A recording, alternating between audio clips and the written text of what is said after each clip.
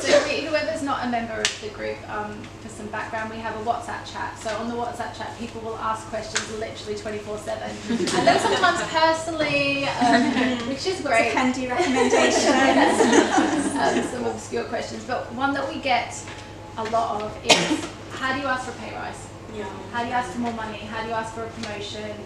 How do you, basically, how do you better yourself by asking for it rather than waiting for it? So maybe you guys could share some tips on what you think might work. How would you appreciate a member of staff coming up to you though? Yeah. Do you know what I'm trying to think? We've not really had that because we set like, it's called a path to progression, so each role's got like a time frame and a salary band. But, so I'm hoping that's not... I think it's a bit of a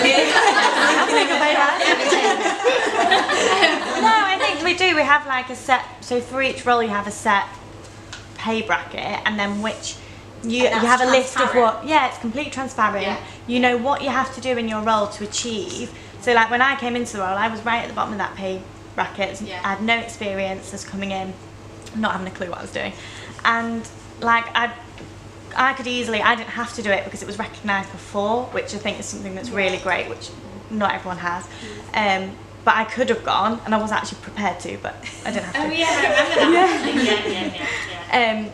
And said, look, I can do 8 out of the 10 things on this list, so I shouldn't be at the bottom of that pay bracket. I agree, I'm not at the top yet, but you can kind of scale it along that roles. I don't think it's very open. I've always been like that because I think the problem is people do talk, and it's especially small business, 16 of us. So you know, when we've advertised like the director salaries, for example, any of them could have looked at that. So we've always have been fairly transparent, and we try and do it's. I think as advice to people, if you're going for a pay rise, I think it's about having, this is why I left my job, I was plus 126% on my target and still didn't get my pay rise. So I think if you're going with like quantitative or whatever, your KPIs and you're hitting them, so I think if you have got KPIs and parameters to work within them, and then you can actually physically show like why you deserve it.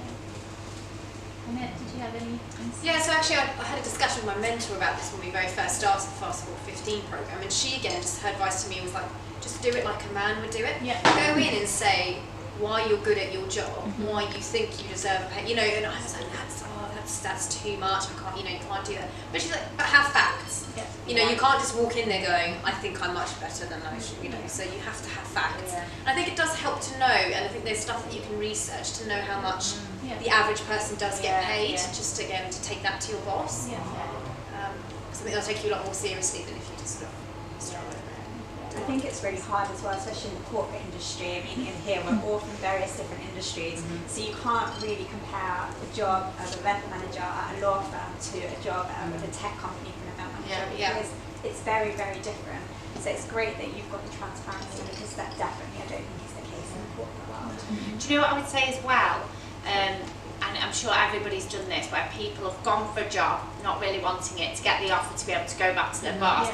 I think you can, I'm sorry for anyone that has done this, but I think you can lose a little bit of respect. I think have the conversation before you go for the other job, and then if the conversation doesn't go the way it's going to go for the job. But I just think that can be, and it's not fair on the other company as well.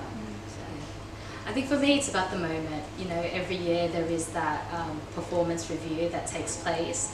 Know when to ask for the right moment. So if you know that the budgets are happening now, then you should be having this conversation 6 months ago. Yeah.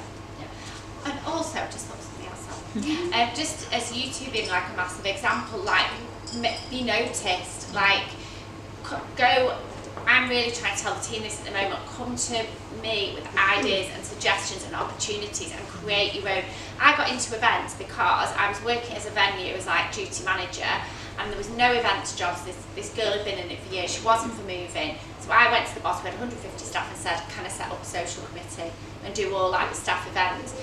But that wasn't a thing. I just thought about it and went. And then so when the events job came up, facts and figures, I was able to say, well, I've delivered all these events. So it's about standing out, because it's such a popular industry, isn't it? You want to be the one with the sparkle. Yeah, no, definitely. And it's bringing the added values that you bring back into the team. So whether that's knowledge that you bring back from a networking group like tonight, Yeah. so sharing the ideas or going and seeing all these new venues and being able to say, actually, no, this venue's great for this, because someone else in your team doesn't have that knowledge and you do, you've already got a upper hand. Yeah.